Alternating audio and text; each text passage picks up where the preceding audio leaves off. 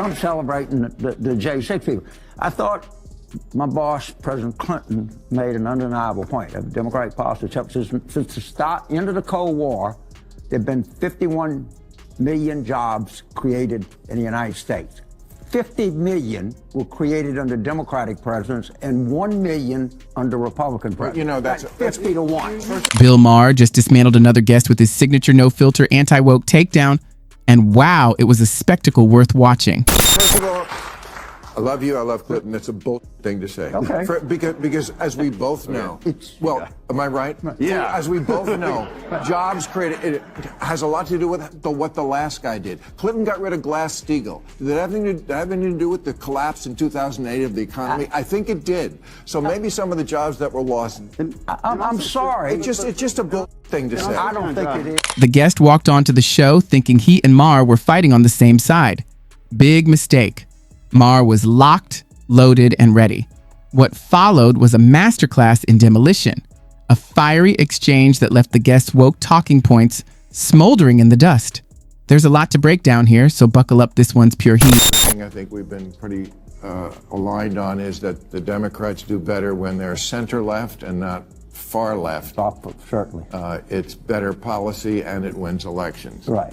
How do you think they did their convention with convincing the country that they are now back to the center left as opposed to the far left? Well, first of all, you and I agreed, but that was one tough extraction, getting Biden out of the race. Yes, it was. Anyway, we brought in the head of oral surgery at UCLA, Nancy Pelosi. You and I were like a couple of hygienists, like hacking away at it. But Dr. Nancy came in and Maher kicks things off with a point even some conservatives nod at the left is stronger when it stays near the center instead of diving headfirst into the far left abyss.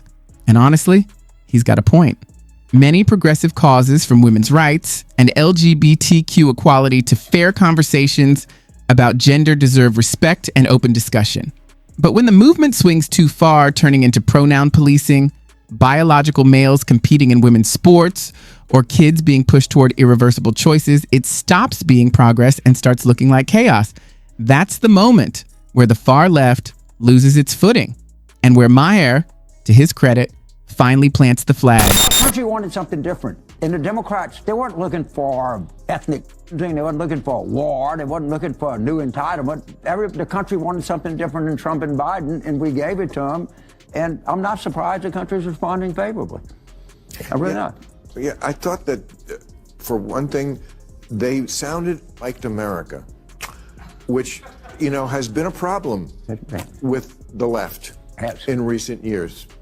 They didn't sound like they liked America too much. And this convention, I heard a lot of it. You're lucky to be an American. You're privileged. It's the greatest country in the world. Like, thank you. Did you hear that, Congressman? Did you feel like that? Let's be real. Hardly anyone was genuinely excited about Kamala Harris during the last election. Despite having the full weight of the establishment behind her, Hollywood hype, and an avalanche of campaign money, victory should have been easy, but it wasn't even close. Still, some on the left keep pretending she came within inches of winning. The reality? She lost key swing states, missed the popular vote, and got trounced in the Electoral College. That wasn't a tight race. It was a political nosedive.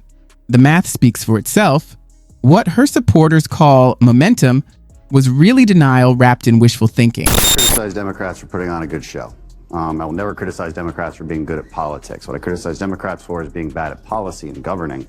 They put on a great show. They got those celebrities in there. They dusted off those American flags that they had previously held in the attic or burned occasionally.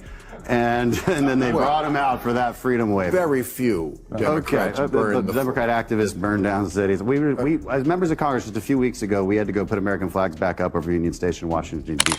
Crenshaw nails it. We've all watched those Pride Month scenes where the White House replaces the stars and stripes with the pride flag, as if love for country can be penciled in once a year. It points to something deeper, a selective kind of patriotism.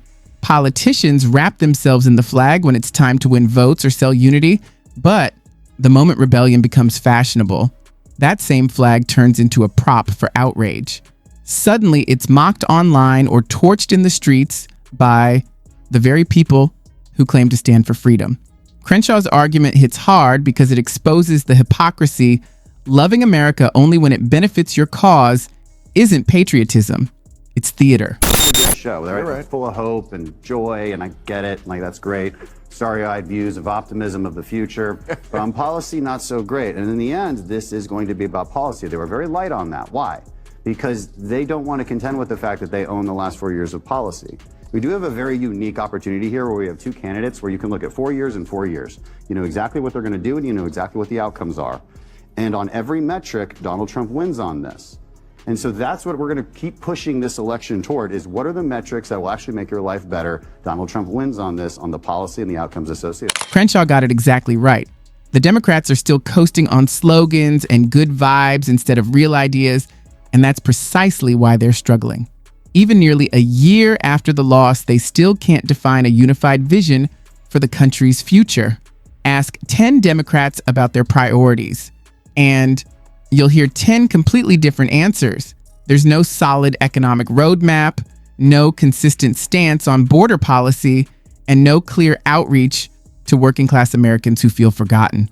During the campaign, Kamala Harris had the spotlight, the celebrities, and the big donors. But none of that can make up for a missing message. When the noise died down, voters saw the emptiness behind the image. They didn't lose by chance, they lost because they stood for nothing that truly connected with ordinary people. I love you, I love Clinton. It's a bullshit thing to say. Okay.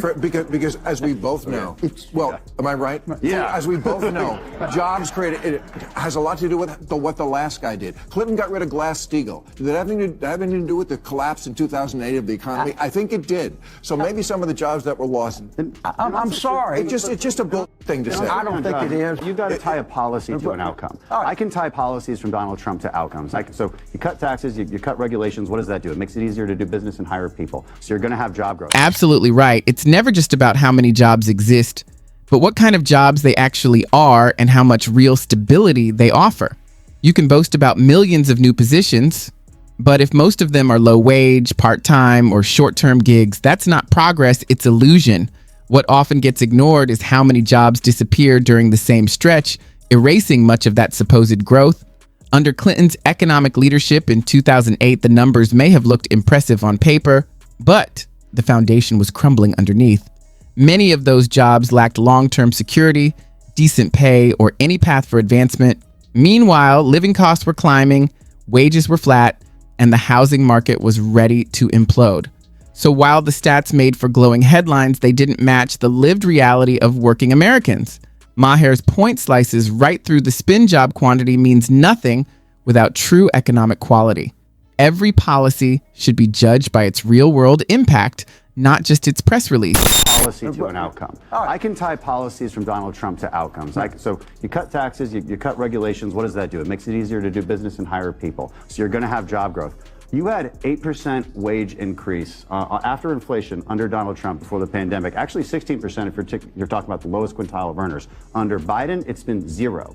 So on every metric, he wins, and I can go down the list. I guess that the crime is down 30%, the stock market is up. The metrics that y'all choose are just BS metrics. No, I choose No, it's not a meaningless metric. It's the only one that actually matters.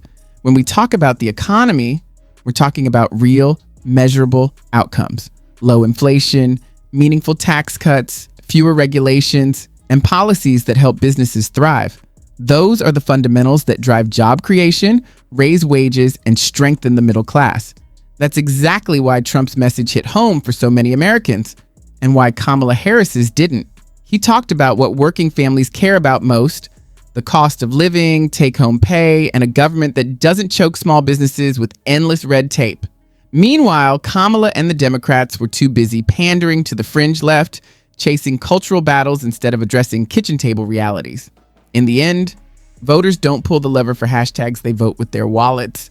And that's the truth the left still can't seem to accept. I have done a better job creation, but it's not 50-1. So don't lie to me. You know what? I'm an ally till you lie. Please fact check. Either Bill's right or I'm right. Fact check. But the numbers don't necessarily mean. Okay. But it's 50-1. You understand what my.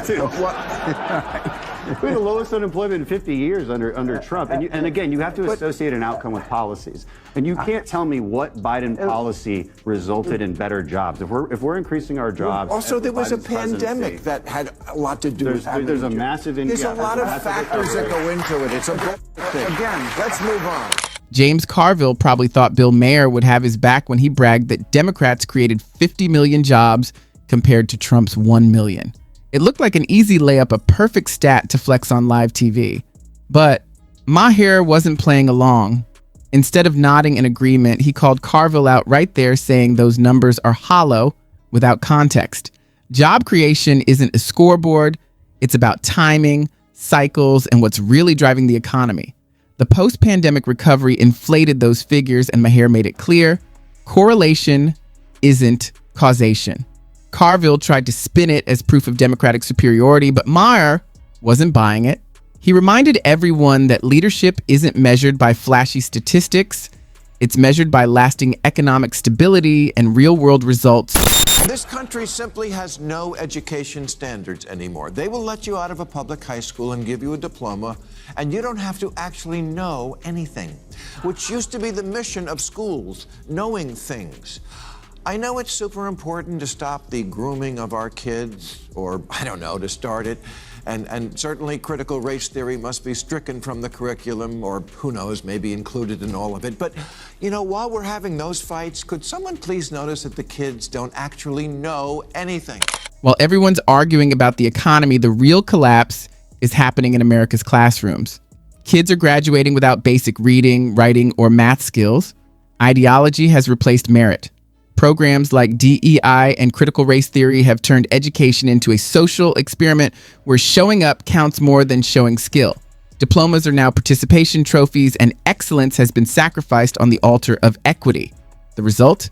A generation unprepared for real-world challenges, unable to compete globally, and taught that effort doesn't matter.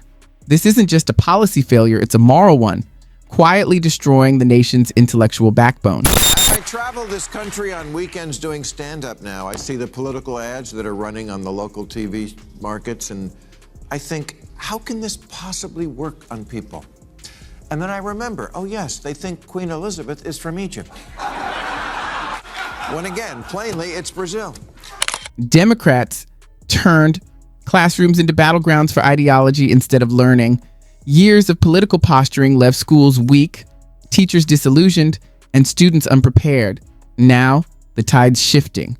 Accountability is back, and the message is clear. Schools are for education, not indoctrination. Merit, discipline, and truth are making a comeback. Maher's conversation exposed what most Americans already know. The far left has lost its grip on reason. While they obsess over pronouns and protests, families worry about jobs, inflation, and their kids' future. Leaders like Trump and Crenshaw understand strength comes from substance, not slogans. America doesn't need more virtue signaling. It needs results. It's time to restore common sense, hard work, and pride, the values that built this nation in the first place.